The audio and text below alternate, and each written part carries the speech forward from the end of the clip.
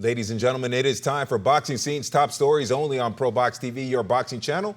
I am George D. Metellus, and well, Chris Eubank Jr. stole the show at Wednesday's Better Be of Bivol press conference. Here's what he had to say about certain promoters.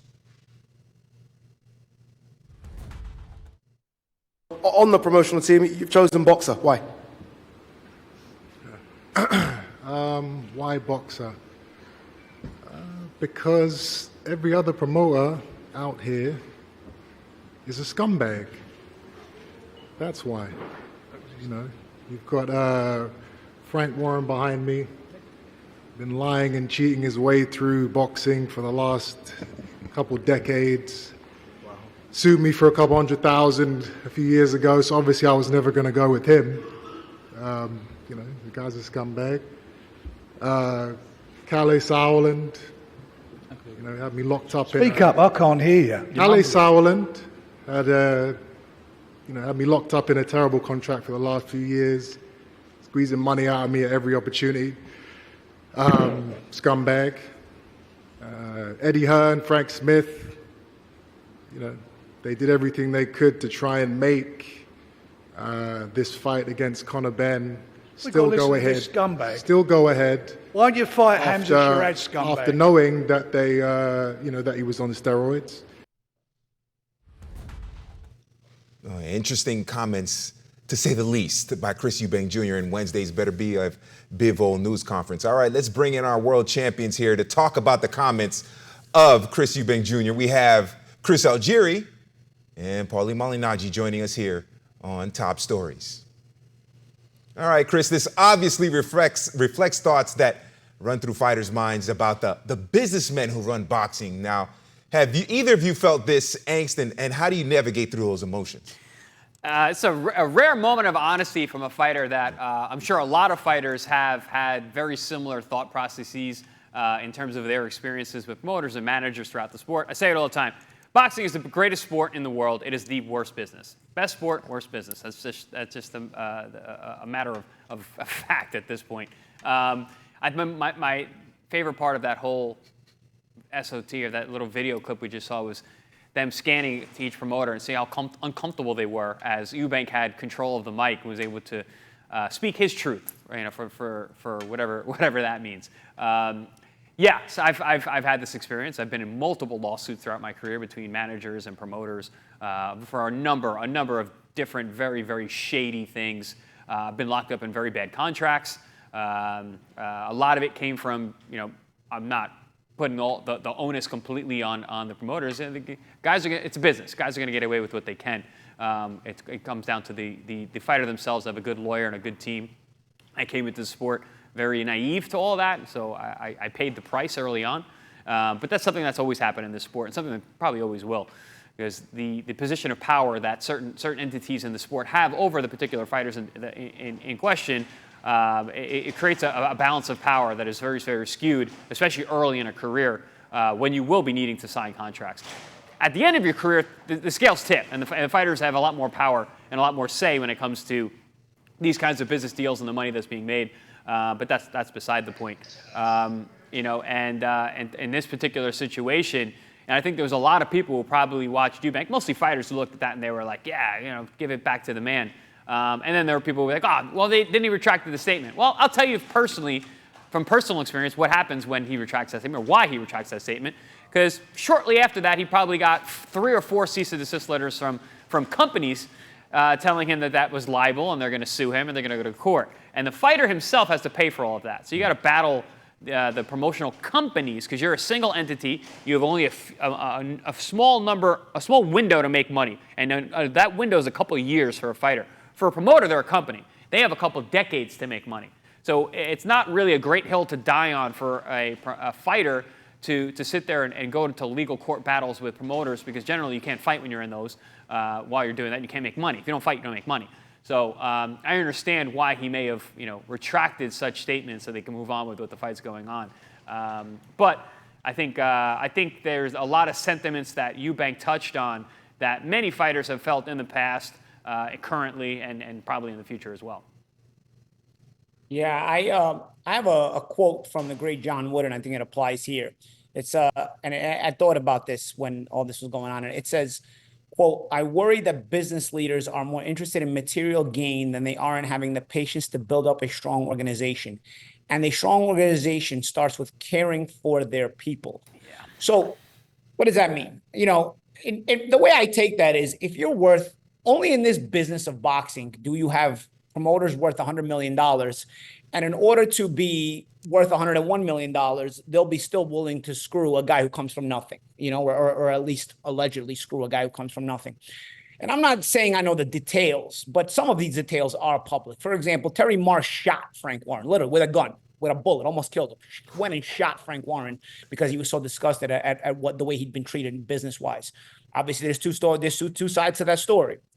But where there's smoke, there's fire. What I'm saying is, later on, there's a rumor that Mike Tyson held Frank Warren out the window of a high-rise because he stole from him and then basically made him sign something over or whatever. I don't know the details, but the rumor is Mike Tyson had Frank Warren hanging out the window. He was going to throw him out the window a couple of decades ago. So these two situations are decades apart. You've had guys who left Warren that were not so in such great terms when they left him. When they worked together, it seemed like everything was fine. And when they left him, some things were said. I think of guys like Ricky Hatton, even Joe Calzaghe. Again, I mean, promoters are going to be promoters. You know, a leopard doesn't change his spots. You can make money with them, but they're always going to be out for themselves first. And these are legal situations, and you've got to dot your I's and cross your T's. The thing is, like the champ said, Chris, these guys have decades to work, so they understand how to move and how to maneuver. Fighters, you take a fresh 18, 19-year-old kid, 20-year-old kid who doesn't really know a lot of times comes from the streets and doesn't really understand the negotiating part of the sport. They end up signing deals, or they end up in deals where maybe they could have been a little bit different. By the time a fighter learns the entire business, he's on his way out.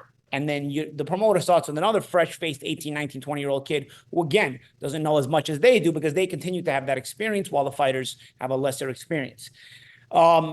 What did he say? Yeah, I mean, champ, you make a point. You know, you don't want to go to court and stall your career. You know, that was one of the things I wanted to do too in my career. You know, there was several times where I wanted to fight things, but I'm like, dude, what am I going to do, man? I was like, I can go fight this contract, or I can just try to fight him. And you have this window that you have this talent where you can only make this kind of money in this kind of job and no other job. So you might as well use your time that you have this talent to, you know, say screw it and just fight and try to make the most of it, regardless of what you may or may not have gotten yourself into.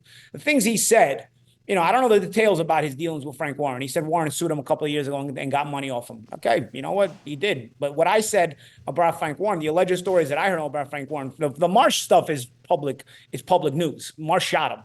Okay. As far as Tyson, those are rumors.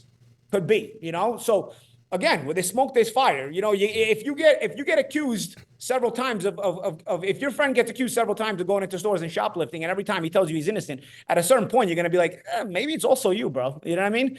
So I don't know. You know, there's probably a gray area more than a black and white area. I heard stories from people that were involved over at DAZN and in the situation with EUBANK and EUBANK Jr. and Ben about you know, when Ben failed the steroid test. I mean, Eddie wanted nothing talked about Ben's failed steroid test. He was trying. You know, what was anything EUBANK said false? He was trying at all costs to still make that fight regardless of the failed steroid test. I mean, is there anything that tells you otherwise? You know, based on the things you've heard allegedly and that were going on, people were threatened not to bring up the failed steroid test. I mean, honestly, I saw Ben's next fight when he looked like dog doo-doo after being tested after he failed, and honestly, it's like nobody was allowed to talk about the fact that he looked so different off the steroids. He looked so different. I mean, he actually looked very ordinary when he looked superhuman in the fight against you and the fight against Vargas as well. You know, the guy who was the journeyman. Was it Vargas, champ? The guy before you? And then also, yeah, Vargas was before me, and then after me and was... And also Ben Heerden. Chris Van Heerden, right? yep. Yeah, you know, like, this guy... You know, he don't have a big amateur career. He looked very ordinary coming up. Then he looks like he was coming into his own for a few fights. Obviously, it probably was about the steroids. And then all of a sudden, you start to strictly test him, and he goes back to looking ordinary. So there's nothing world class about him. He's just, his last name's Ben. Okay, we got it. We got you. We understand. But nobody was allowed I mean, well, I'm not saying nobody was allowed, but on that DAZN broadcast, nobody was bringing up the obvious. It was like the 800-pound gorilla in the room that Ben looked totally ordinary when for 3 fights in a row, he looked like so superhuman, you know, and it was like nobody was bringing it up. And so, I mean, you start to think maybe EUBANK is onto something. Again, I mean, there's probably more of a gray area than a black and white area. But fighters are always at a disadvantage. If you're gonna be a fighter, here's the thing: if you're a talented fighter. If you're not a talented fighter, okay, you're not gonna make impact money anyway. If you're gonna be a world-class fighter, here's the thing: you're gonna go into this business doing the best you can. But these guys always have an advantage. These guys always have an advantage because they got all the time in the world. They can waste your time. They got all the time in the world. They have a stable full of fighters. You're wasting their time. They'll keep you on the shelf for a little bit and deal with the other fighters. Eventually, you who are dependent only on yourself are going to have to come out of the shell and say, okay, I'll submit to what I got to do just because I got to get myself active. Otherwise, my whole talent is going to be wasted. Because this guy got all the time in the world. You can be a promoter like Bob Arum's showing. You can be a promoter into your 90s. Doesn't even matter. So it doesn't fix the business. The media have no balls, as I always say they don't, because the media should be the ones reporting on this. Instead, they typically protect the promoters and whatnot because they want credentials. But yeah, I mean, it's a tough situation, but it's still a beautiful sport. It's still a sport where you can make impact money and change your life. But yeah, it leaves you with a little bit of bitterness, of course. Kind of sounds a little like Manolo and Scarface. They got all the angles figured out, right? It seems like. And maybe with legal proceedings in mind, 6 hours later, Chris Eubank Jr. offered an apology saying, quote, following today's press conference for the historic Riyadh season event on October 12th, I would like to retract my inaccurate statements and offer apologies to Frank Warren, Eddie Hearn, and Callie Sauerland. I now wish to focus purely on boxing and preparing for a huge fight in Riyadh next month. That's fight on the undercard of the Better BF Bivol fight. He will take on Kamil Zedameta. So very quickly, Chris Eubank Jr. issued a statement in retraction, and Frank Warren said, quote, I accept Chris's apology and retraction. I too have said things before and apologized to him. Also, if any criticism of him has upset him in the past, I look forward to seeing him compete on this huge Riyadh season card. We look ahead to some potentially massive bouts in the future. So I guess they both have kissed and made up there, and we can go back to focusing on the boxing in the ring. But I have a feeling we might not hear the last of Chris Eubank and Frank Warren in a back and forth in boxing. We'll see what happens there. And of course, if anything does break out, we'll have it for you here on Top Stories. I'd like to remind you to scan the QR code. Also, like and subscribe to our YouTube channel. Download the ProBox TV app where apps are available so you can watch the best live fight series in all of boxing. Wednesday Night Fights, another edition coming up October 9th only on your boxing channel. I'm George D. Metellus, and this is Boxing Scene's Top Stories. Wednesday Night Fights. Dynamite action on Wednesday Night Fights every other Wednesday on your boxing channel. Coming up on your next Wednesday Night Fights, October 9th. Chris, Primetime Colbert, and Omar Super Salcido step into the ring for what is sure to be a barn burner. Live from the ProBox Event Center in Plant City. Get your tickets at ProBoxTV.com or take your chances at the door. Wednesday Night Fights. For more ProBox TV, scan the QR code on the screen or go to the App Store and Google Play. ProBox TV, your boxing channel.